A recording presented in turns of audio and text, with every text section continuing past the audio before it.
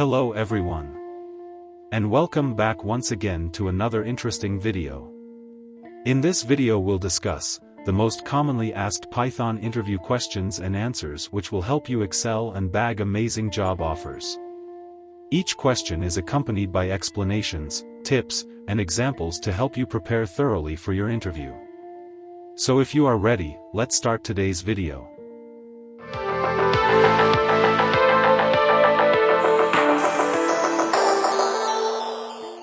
Question 1.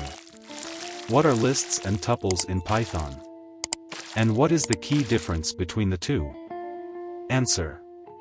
In Python, lists and tuples are both sequence data types that can store collections of items. However, there are some key differences between them.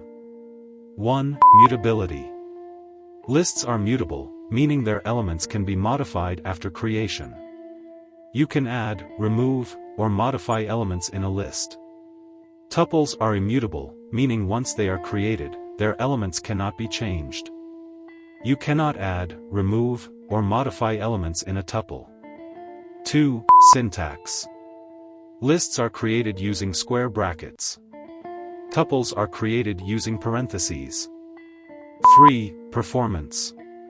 Since tuples are immutable, they are generally faster than lists for operations like iteration, indexing, and slicing.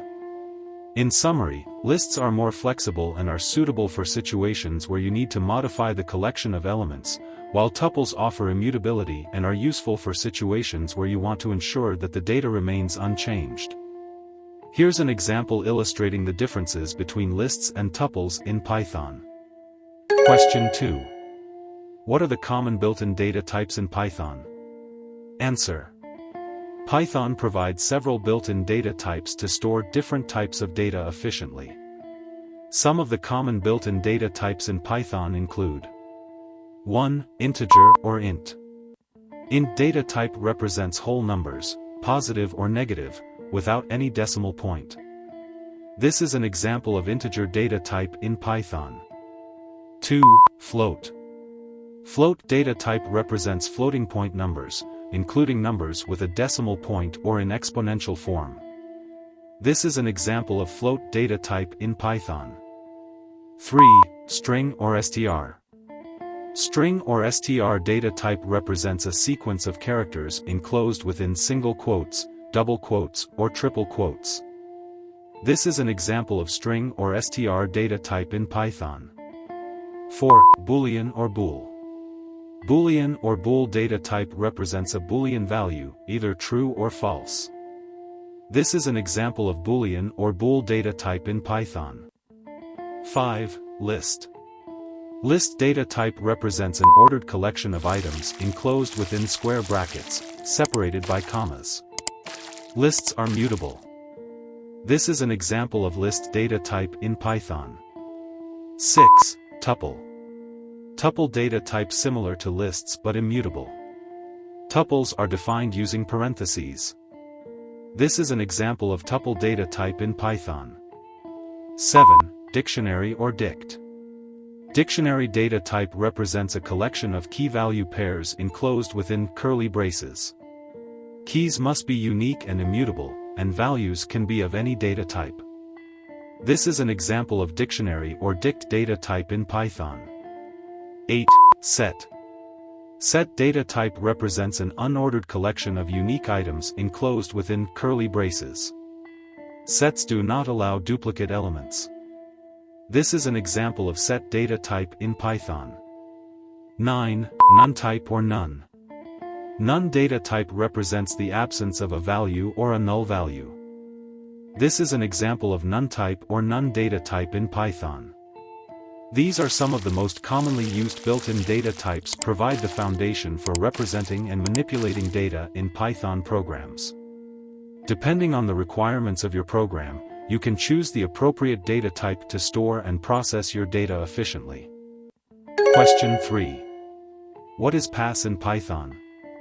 Answer. In Python, pass is a null statement. It is used as a placeholder when a statement is syntactically required but you don't want any action to occur. Essentially, it does nothing. Here's an example of how pass can be used. It's also commonly used as a placeholder when defining functions or classes that you plan to implement later. Without pass, Python would raise an indentation error or a syntax error if you left a block empty where an indented block is expected. Pass allows you to write valid code without actually providing any functionality at that point. Question 4. What are modules and packages in Python? Answer. In Python, a module is a file containing Python code.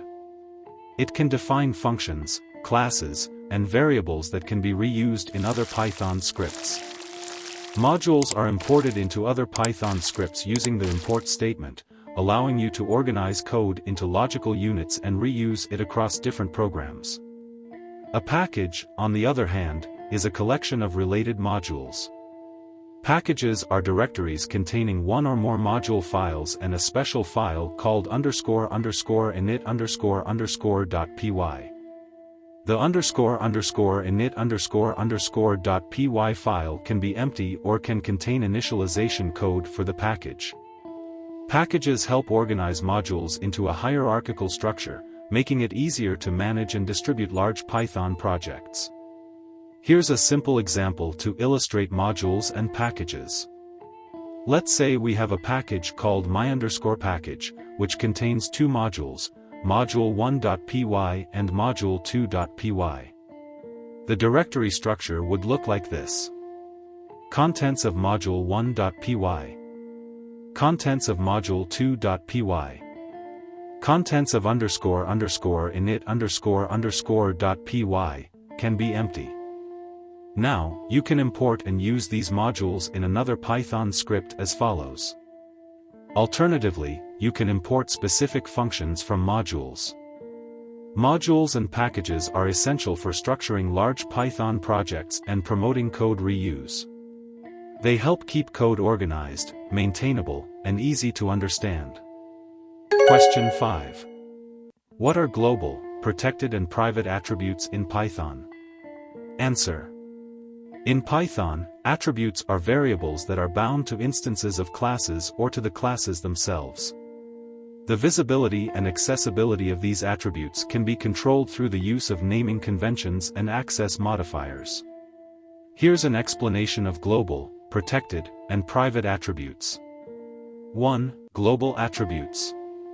These are attributes that are defined at the module level. They can be accessed from anywhere within the module. Global attributes are typically declared outside of any class or function. This is the example of global attributes in Python.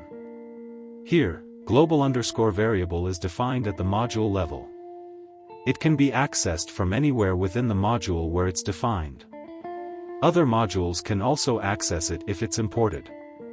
For example, if this code is in a file named example.py, other modules can access global_variable by importing example. 2. Protected attributes.